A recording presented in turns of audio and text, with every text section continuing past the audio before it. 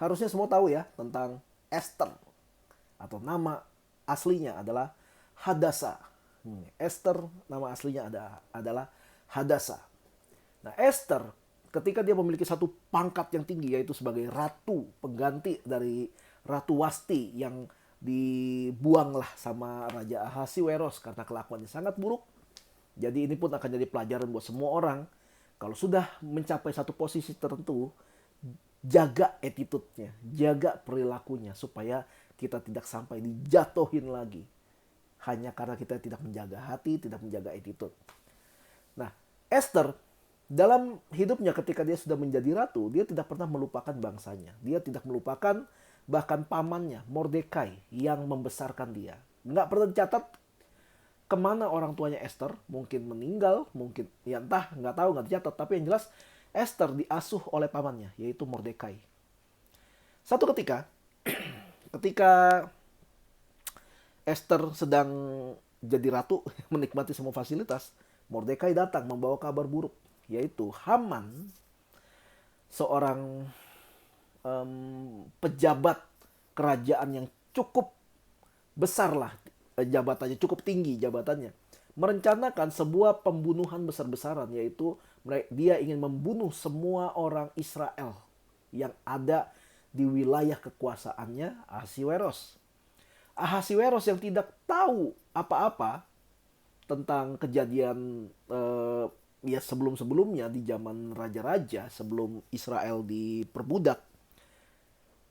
Raja Ahasiweros mengiyakan saja, mungkin karena Haman memberikan alasan-alasan yang cukup masuk akal buat Raja Ahasiweros. Mungkin ini kalau dibiarkan bangsa ini punya kecenderungan untuk memberontak sama kerajaan kita, ini harus dihabisi, kalau nggak nanti kita yang susah dan sebagainya. Mungkin seperti itu Haman bercerita. Lalu ya udah disetujui aja sama Ahasiweros gitu kan, karena dia pikir ya pejabatnya ya bisa dipercaya lah, pasti punya pertimbangan yang baik lah ya, mungkin gitu ya, seperti itu ya. Nah, Mordekai memberitahu tentang rencana ini kepada Esther.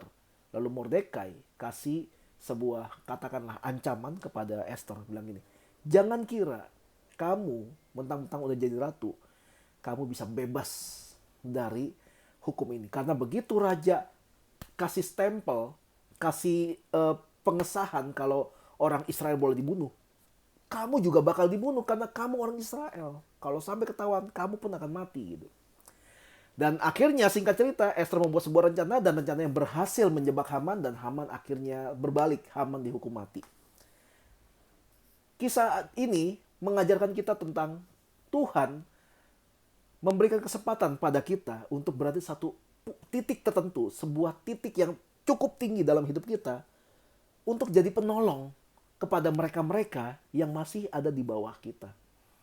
Dan mungkin ada orang-orang yang berusaha untuk membuat orang-orang yang di bawah ini udah di bawah dihancurkan juga gitu. Mereka tanpa penolong, mereka tanpa orang yang bisa menjamin keselamatan mereka. Tapi itulah alasan kenapa kita ditaruh Tuhan pada posisi puncak, pada sebuah posisi yang tinggi.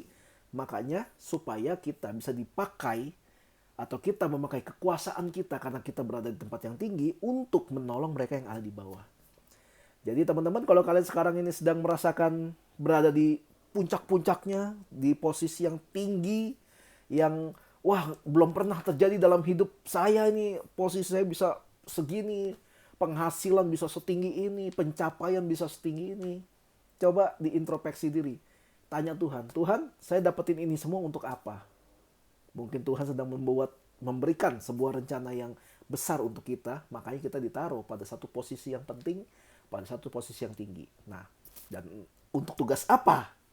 Untuk kebaikan apa kita berada di posisi tinggi itu? Ya, selamat merenung. Untuk apa? Tanya Tuhan.